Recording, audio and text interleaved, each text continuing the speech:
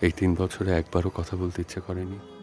বিচ্ছেদের ১ বছর যেতে না যেতেই আবারও নতুন করে প্রেমে জড়ালেন বাংলাদেশের জনপ্রিয় অভিনেতা আরেফিন শুভ। সম্প্রতি অভিনেত্রী জান্নাতুল ফেরদৌস ঐশীর সঙ্গে এক ঘনিষ্ঠ মুহূর্তে দেখা গেল শুভকে। ঐশীর পরনে শিউলি ফুল আঁকা শাড়ি, আর শুভ তাকে আগলে যেন ভালোবাসার উষ্ণতা দিচ্ছেন। এই ছবিটি অভিনেতার সমাজ মাধ্যমে প্রকাশের পর থেকেই শুরু হয়েছে আলোচনা সমালোচনার ঝড়। কিন্তু রহস্য তো আরও গভীর হলো ক্যাপশনে।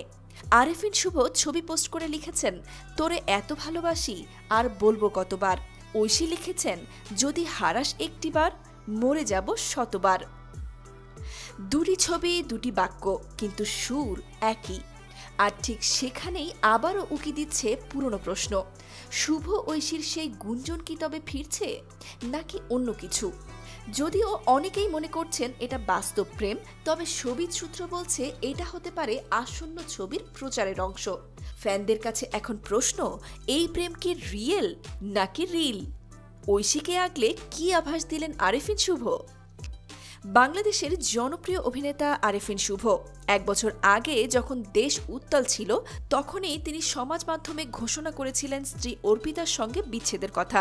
সেই ব্যক্তিগত ঘোষণা নিয়ে কম জলঘোলা হয়নি। সেই ঘটনার ১ বছর ঘুরতে না ঘুরতেই এই তারকা এবার জড়ালেন নতুন সম্পর্কের গুঞ্জনে। প্রেম নাকি ছবির প্রচার? সেই শিউলি ফুলের ছবি ঘিরে তুমুল জল্পনা।